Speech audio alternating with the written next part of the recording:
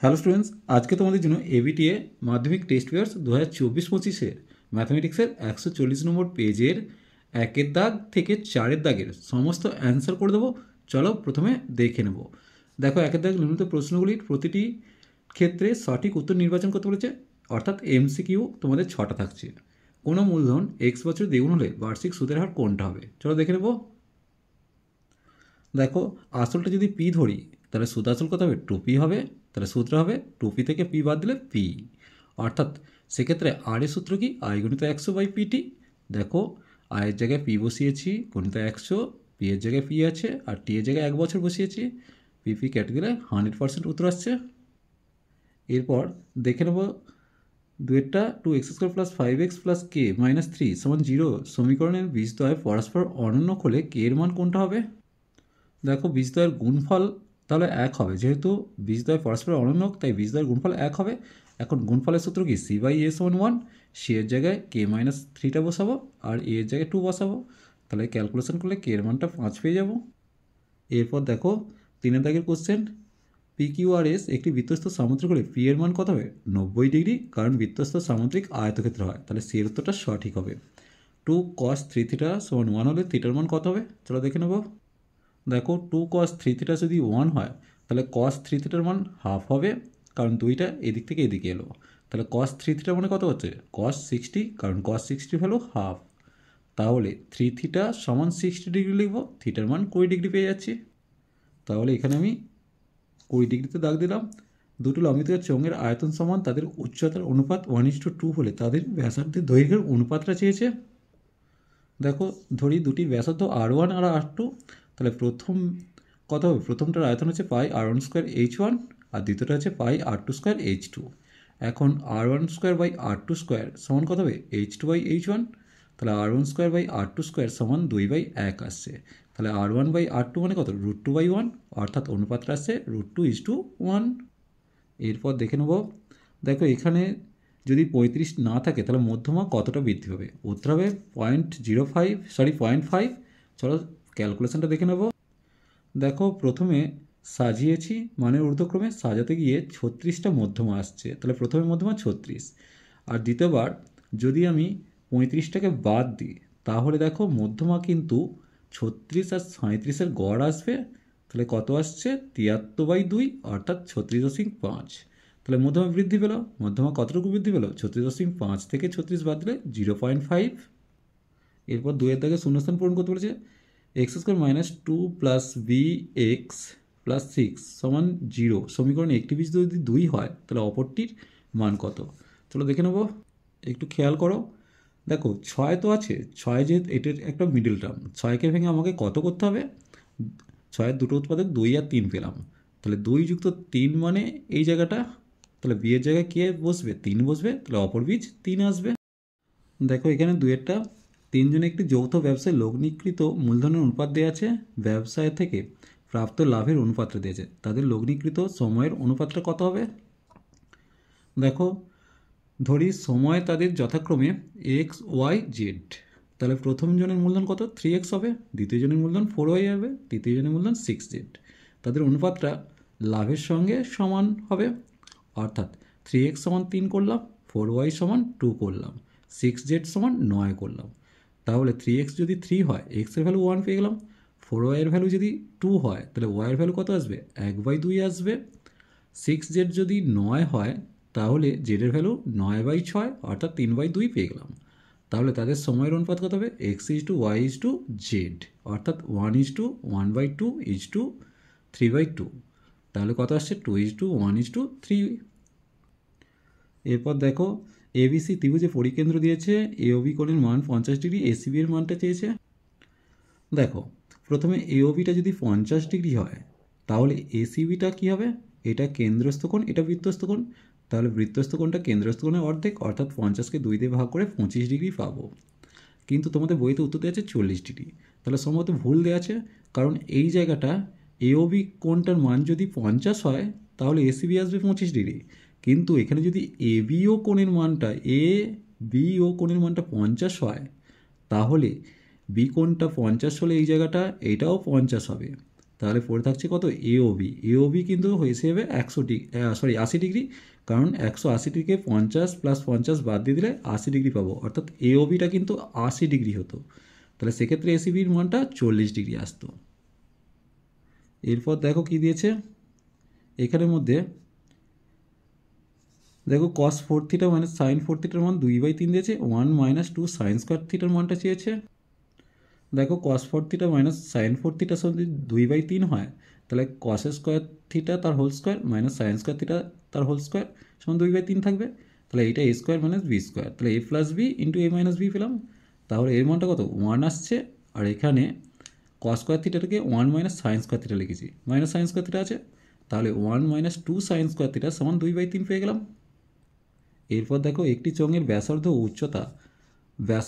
ও উচ্চতা দ্বিগুণ হলে আয়তন কত গুণ বৃদ্ধি পাবে। দেখো পূর্বে যদি আয়তন পাই আর স্কোয়ার এইচ থাকে, তাহলে বর্তমান আয়তন কত হবে পাই গুণিত 2r তার হোল স্কোয়ার গুণিত 2h, অর্থাৎ পাই আর স্কোয়ার এইচ গুণিত 8 আসছে, কারণ এখান থেকে 2 দুগুণে 4 আসছে আর এখানে 2 আছে, 4 2 8 আসছে, অর্থাৎ 8 গুণিত পূর্বের আয়তন, তাহলে আয়তনটা পূর্বের 8 গুণ হবে। এরপর দেখো বৃহত্তর ও ক্ষুদ্রতর সূচক ওজাইবের কেন্দ্রবিন্দু ভুজকে বলে কি বলে, ওটাকে উত্তর হবে মধ্যমা বলে। তাহলে এই জায়গাটা আমি মধ্যমা কথাটা লিখে দেব। এরপর 3 দাগের দেখো একটি দ্রব্যের বর্তমান মূল্য 100 টাকা হলে দ্রব্যটির মূল্য প্রতি বছর 10% হ্রাস পায়, 2 বছর পর দ্রব্যটির মূল্য 81 টাকা। এটা সত্য হবে, চলো ক্যালকুলেশনটা দেখে নেব। তাহলে 2 বছর পর দ্রব্যটির মূল্য কত হবে না, যেহেতু মাইনাসের সূত্র, তাহলে P into 1 - r/100 whole to the power n। তাহলে পি এর জায়গায় 100 বসিয়েছি, 1 - 10/100 হোল স্কোয়ার। সেক্ষেত্রে 100 গুণিত 1 - 1/10, কারণ 0 0 কাটে দিয়ে 1/10 পেলাম তার হোল স্কোয়ার, অর্থাৎ 100 গুণিত 9/10 তার হোল স্কোয়ার।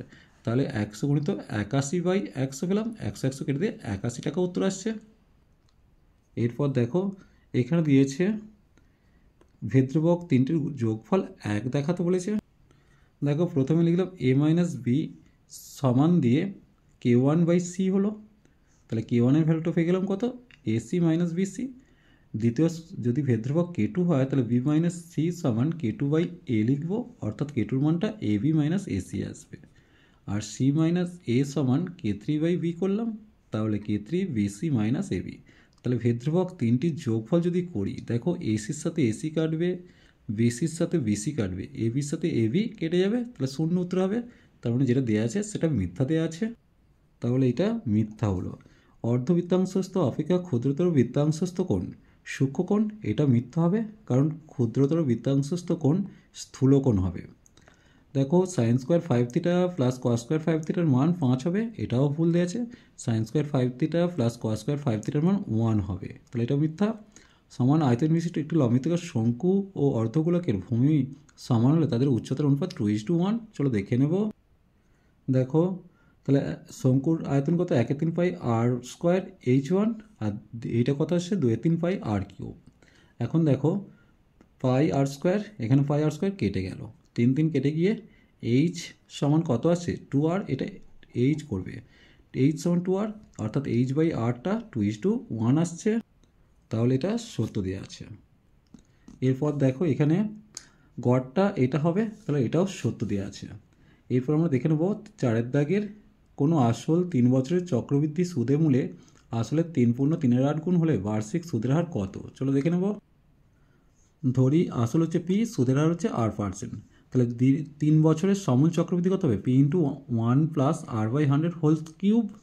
এখন P into 1 plus r/100 whole cube সমান পি ইন্টু 27/8 আসছে, পিপি কাটিয়ে দিয়ে 1 প্লাস r/100 হোল কিউব সমান 3/2 তার হোল কিউব করলাম, তাহলে সেক্ষেত্রে কিউব কিউব উঠে গিয়ে 1 প্লাস r/100 সমান 3/2 পেলাম, অর্থাৎ r/100 সমান 3/2 মাইনাস 1, তাহলে r/100 মান পেলাম 1/2, তাহলে r এর মানটা হলো 100/2 অর্থাৎ 50, তাহলে r এর মানটা এলো 50, অর্থাৎ সুদের হার হচ্ছে 50%। এরপর দেখো দুজনের একটি যৌথ ব্যবসায় মোট লাভ হচ্ছে 15,000 টাকা। প্রথম ব্যক্তির লাভ মূলধন হচ্ছে 6,000 টাকা, লভ্যাংশ হচ্ছে 9,000 টাকা। দ্বিতীয় ব্যক্তির মূলধন কত, তাহলে দ্বিতীয় ব্যক্তির লভ্যাংশ কত হবে 15,000 থেকে 9,000 বাদ দিলে 6,000 টাকা, তাহলে দ্বিতীয় ব্যক্তি লাভ করছে 6,000 টাকা। তাহলে ভাবতেই পারি যে 9,000 টাকার লভ্যাংশ পেতে মূলধন দিতে হয় 6,000 টাকা। 1 টাকা লভ্যাংশ পেতে দিতে হয় 6000 বাই 9000, আর 6000 টাকা লভ্যাংশ পেতে মূলধন দিতে হয় কত, 6000 গুণিত 6000 বাই 9000। তাহলে 0 কাটিয়ে দিয়ে উত্তর হলো কত, 4000 টাকা। তাহলে দ্বিতীয় ব্যক্তির মূলধন হচ্ছে 4000 টাকা। এরপর দেখো এখানে এর মানটা চেয়েছে, চলো দেখে নেব। প্রথমে দেখো সমীকরণটা টুকেছি। এখন এক্সের মান আলফা বসালে কী পেয়ে গেলাম, a alpha square plus b alpha plus c সমান 0। তাহলে বি আলফা প্লাস সি এর মানটা পেয়ে গেলাম মাইনাস এ আলফা স্কোয়ার।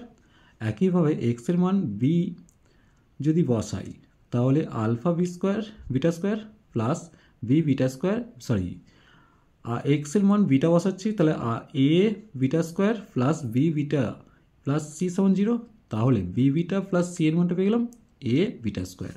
এখন দেখো যার মান নির্ণয় করতে হবে সেটা বসিয়েছি, বসিয়ে দিয়ে দেখো নিচেটায় আমি কি বসাবো, নিচেটা দেখো মান আমি বের করে রেখেছি কি মাইনাস এ আলফা স্কোয়ার, সেটাই বসাবো। একইভাবে বি বিটা প্লাস সি এর মানটাও বের করে রেখেছি মাইনাস এ বিটা স্কোয়ার, দেখো বসিয়ে দিয়েছি।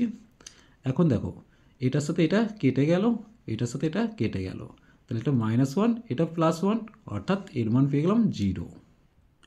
এরপর আমরা দেখে নেব এটা একটা বইয়ের অঙ্ক H2B চেয়েছে। দেখো প্রথমে অঙ্কটা আমি টুকেছি, এবার বোথ সাইডে স্কোয়ার করেছি, তাহলে এটা স্কোয়ার হবে আর নিচেটা AB হয়ে যাবে, তাহলে 4/1 হয়ে গেল। তাহলে পেয়ে গেলাম কত, a প্লাস বি তার হোল স্কোয়ার সমান 4ab।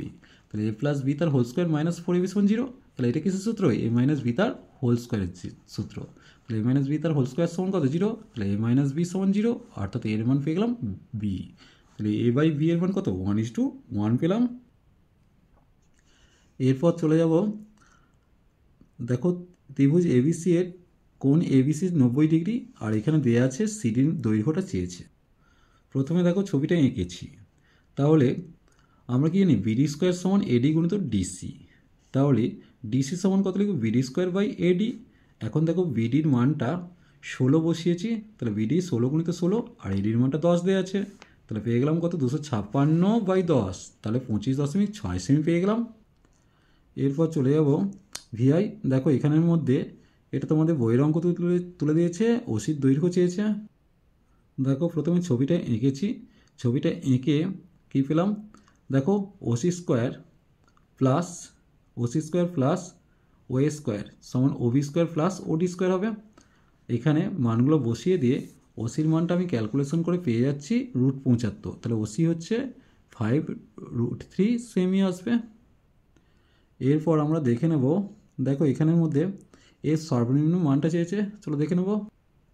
তাহলে প্রথম যে অঙ্কটা দিয়েছে 9 tan square theta plus 4 cot square theta, তাহলে a square plus B square করলাম, তাহলে a মাইনাস বি তার হোল স্কোয়ার প্লাস 2ab করলাম, করতে গিয়ে 3 tan theta minus 2 cot theta তার হোল স্কোয়ার প্লাস 12 পেয়ে যাচ্ছি। তাহলে দেখো যেহেতু এটা একটা পূর্ণবর্গ রাশি, এর সর্বনিম্ন মান 0 হবে, অর্থাৎ পুরো রাশিটা সর্বনিম্ন মান 12 আসছে, তাই সেক্ষেত্রে উত্তর আসবে 12। এরপর চলে যাব, দেখো এখানে tan theta minus cot theta যদি 0 হয় এর মানটা চেয়েছে। দেখো tan theta minus cot theta যদি 0 হয় tan থিটা সমান cot থিটা হবে, তাহলে tan থিটা সমান কত, tan 90 মাইনাস থিটা, অর্থাৎ থিটা সমান 90 ডিগ্রি মাইনাস থিটা, অর্থাৎ 2 থিটা সমান 90 ডিগ্রি, থিটার মানটা 45 ডিগ্রি। এরপর যার মানটা চেয়েছে সেটা লিখেছি। দেখো সেক্ষেত্রে সাইন থিটা মাইনাস 15 ডিগ্রি আছে, কস থিটা প্লাস 15 ডিগ্রি, তাহলে কত আসবে, সাইন 45 ডিগ্রি মাইনাস 15, আর এখানে কস 45 প্লাস 15, তাহলে সাইন 30 ডিগ্রি আর কস 60 ডিগ্রি। সাইন 30-এর ভ্যালু হাফ, কস 30-এর ভ্যালু হাফ, যোগ করলে 1 পেয়ে যাব। এরপর দেখে নেব, এখানে যে দিয়েছে 4 সেমি ব্যাসার্ধ বিশিষ্ট কোনো অর্ধবৃত্তের ব্যাস এবি এসিবি একটি অর্ধবৃত্তস্থ কোণ বিসির দৈর্ঘ্য দিয়েছে, এসির দৈর্ঘ্যটা চেয়েছে। দেখো যেহেতু এসিবি একটা অর্ধবৃত্তস্থ কোণ, তাহলে এসিবির মানটা হচ্ছে 90 ডিগ্রি, তাহলে এটা একটা সমকোণী ত্রিভুজ, সমকোণী ত্রিভুজের লম্ব ভূমি আর এটা অতিভুজ করে দিলাম। তাহলে আমাকে ভূমিটা চাইছে, তাহলে ভূমি প্রথমত এবির মানটা কিন্তু দেওয়া নেই, এবির মানটা যেহেতু এখানে কেন্দ্র এটা 4 সেমি ছিল, তাহলে এবি আসবে 2 গুণিত 4 মানে 8 সেমি। তাহলে সেক্ষেত্রে এসি সমান কত, √8 স্কোয়ার মাইনাস 2√7 তার স্কোয়ার, সেখান থেকে মান পেয়ে যাবো কত, 6 সেমি। এরপর আমাকে দিয়েছে কোনটা, একটি ঘনকের ভিতরে এত সেমি দৈর্ঘ্যের একটি দণ্ড রাখা হয়, ঘনকটির আয়তন কত। দেখো ঘনকের মধ্যে একটা দণ্ড কর্ণ বরাবর সব থেকে লম্বা রাখা যাবে, তাই ঘনকের কর্ণটা হচ্ছে √3 × বাহু, আমরা জানি ঘনকের কর্ণ হচ্ছে √3 ইন্টু বাহু, এটা সূত্র। তাহলে √3 ইন্টু বাহুর মানটা কত দিয়েছে 4√3, √3 কেটে গেলে বাহুটা এসেছে 4 সেমি। ঘনকের আয়তন কত হবে বাহুর কিউব অর্থাৎ 4 কিউব মানে 64 ঘন সেমি পেয়ে গেলাম। এরপর দেখো লম্বিতকে শঙ্কুর পরিধি দিয়ে দিয়েছে, তির্যক উচ্চতা দিয়েছে, শঙ্কুর এই বক্রতলের ক্ষেত্রফল চেয়েছে। দেখো ব্যাসার্ধটা যদি আর ধরে নিই তাহলে দেওয়া আছে কত 2πr সমান 88, কারণ এটা ভূমির পরিধি, সেখান থেকে πr মানে 44 পেয়ে গেলাম। এখন এল এর মানটা 2 ডেসিমিটার দেওয়া আছে, সমান দিয়ে 20 সেমি লিখতে পারি।